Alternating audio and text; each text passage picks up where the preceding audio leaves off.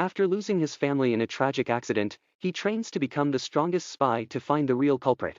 The story begins with a boy named Taiyu, who has just lost his family in an accident with truck Koen. This experience makes him realize how fragile life is, and he becomes scared of losing those he cares about. His childhood friend, Mutsumi, shares his grief over the death of his family, and promises she will never leave him. After some time, in class, Toya's classmates invite him to join them for an outing. He declines their invitation, which frustrates his classmates, as it's not the first time he turned them down. They wonder why he avoids spending time with them, but they decide to back off, assuming he's just shy. But we learn that he's happy they approached him, though he still finds it hard to connect with others because he still can't get over the death of his family. After they leave, Mutsumi approaches him, offering him food and reminding him to eat well. Their classmates observe them, and we learn that they're jealous of him because they all like Mutsumi. She grows concerned for Taiyu, because he is developing antisocial behavior. Taiyu brings up how she recently rejected their senior, Tanaka, whom he thinks is a great guy, and questions why she turned him down. Mutsumi brushes off the topic, reminding him that he needs to focus on himself and try speaking with their classmates. Just as she's about to feed him a bite of her food, the vice principal, Horikawa, swoops in and eats it instead. So she becomes upset. Mutsumi scolds him, reminding him of his promise to stop snacking. But Horikawa explains that he couldn't resist, adding that he cancelled his business trip just to eat her food again. Horikawa starts complimenting Mutsumi, but she tells him to go back to his office. Before leaving, he asks Taiyu to meet him after class, which leaves Taiyu feeling nervous and confused. After class, Taiyu goes to Horikawa's office, unsure of why he was called. Horikawa then reveals that he has a collection of photos of Musumi and admits he's been secretly watching her to protect her from other guys. He even mentions that when Tanaka asked her out, he took drastic measures to make sure Tanaka stay away from her. Realizing he is insane, Taiyu panics as Horikawa threatens him, asking if he has feelings for Mutsumi. Taiyu, now fearing for his life, is stunned, but Horikawa quickly explains that Mutsumi is his sister. Suddenly, a girl appears. She presses a button that floods the room with light, allowing Taiyu to escape.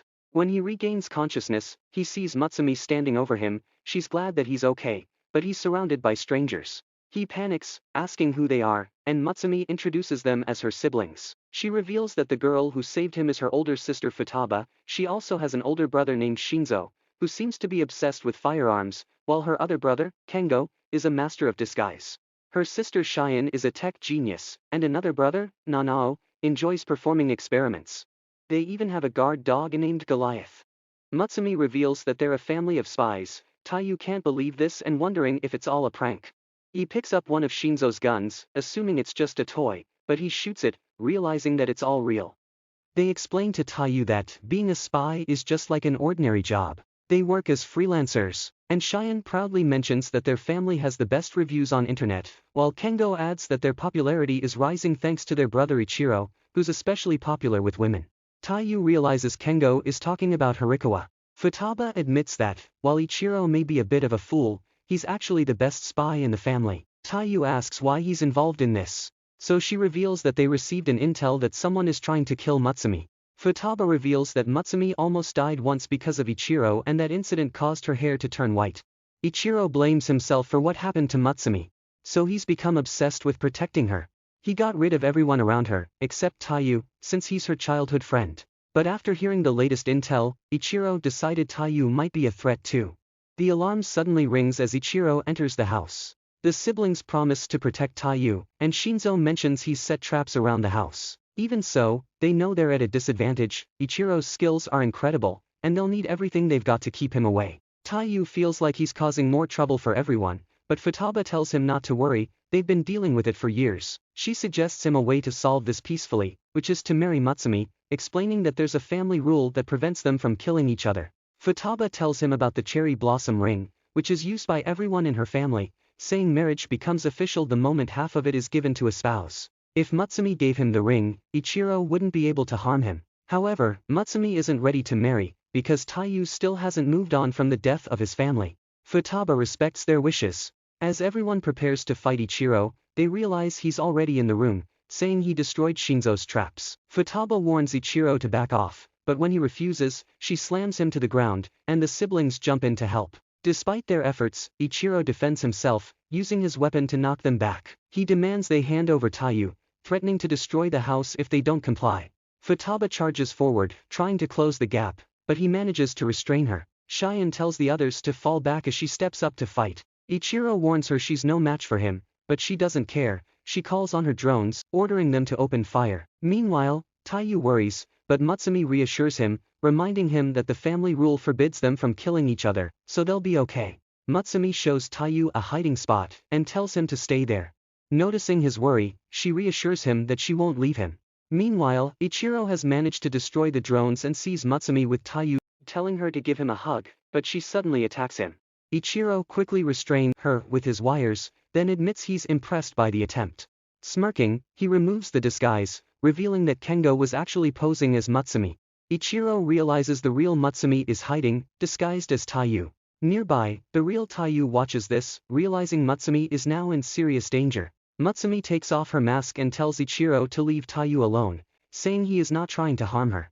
Ichiro agrees but on condition that she will never leave the house, claiming it's too dangerous outside. He is going to remove any threat to her, so that nobody can harm her, and he allows himself to get stabbed, as he mentions that he's willing to risk his life to protect her. Just as Mutsumi is about to agree, Taiyu steps forward, telling Ichiro to release her. Ichiro refuses and warns Taiyu to stay away from his family. Taiyu sees that Ichiro, like him, fears losing what he loves, but he knows Mutsumi is suffering because of Ichiro's actions. Taiyu then tells Mutsumi to marry him, reminding her she promised she'd never leave him. Mutsumi throws him the ring, but just as he reaches for it, Ichiro stops him, declaring he'll never let Taiyu marry her. Taiyu refuses to back down and manages to take the ring, remembering how Mutsumi has always cared for him, and he's determined not to let her suffer because of Ichiro. When the siblings arrive and see Taiyu wearing the ring, they celebrate, impressed by his commitment to protect Mutsumi. Futaba, smiling, tells Ichiro to train Taiyu so he'll be strong enough to protect Mutsumi. The next day, Taiyu wakes up but he notices Ichiro standing over him with a knife. He barely dodges, and Ichiro praises his quick reflexes, but Taiyu thinks he's trying to kill him again, but Ichiro explains that it's just training. Ichiro says it's time for some exercise next, as he suddenly grabs Tai with his wires. Meanwhile, Mutsumi is preparing lunch. She hears Taiyu scream and finds Ichiro stretching him, which makes her angry. Realizing it's time to go, Ichiro grabs Mutsumi, and they jump out the window just as the house explodes behind them. Taiyu wonders what's going on, and Ichiro explains that someone planted a bomb in the house. Now in a car, Ichiro gets a report from Shinzo confirming that the bomb was in the kitchen, meaning Mutsumi was the target. Taiyu wonders why anyone would want to harm her. Ichiro reveals that Mutsumi is the 10th head of their Yasakura family, which traces back to ninjas from the Edo period. He explains that all Yasakura descendants have superhuman abilities, except for one, the family head, who is born without powers. Although the head lacks abilities, they carry the superhuman gene, passing it to the next generation. So it's the duty of the family to protect Mutsumi, so they can continue their bloodline. Ichiro explains that, for them, it's not about the bloodline, they just want to protect Mutsumi as her family. He adds that one day, Mutsumi will make her debut in the underworld as the head of the Yasakura family. And for now, her mission is to understand the ordinary world, but this also gives their enemies a chance to target them. They are suddenly shot at from behind, causing Taiyu to panic, but Ichiro calmly tells him the car is bulletproof. The attackers then switch to heavier weapons, but the car skillfully evades each shot. But Ichiro only complains about spilling his tea, and Taiyu is shocked to see that it's Goliath driving the car. Taiyu is stunned as the attackers begin firing rockets, but Goliath expertly dodges them. When Ichiro finally spills his tea, he decides to handle the situation personally. Stepping out, he uses his wires to deflect bullets and slices through the cars chasing them with ease. After returning to Taiyu and Mutsumi, Ichiro reminds Taiyu that, as part of their family now, it's also his duty to protect Mutsumi. Planning to train him as a spy, Ichiro hands Taiyu a gun, assigning him his first mission, to keep Mutsumi safe from assassins for an entire day. Thank you for watching. If you'd like to see the next part, please remember to like this video and subscribe to the channel.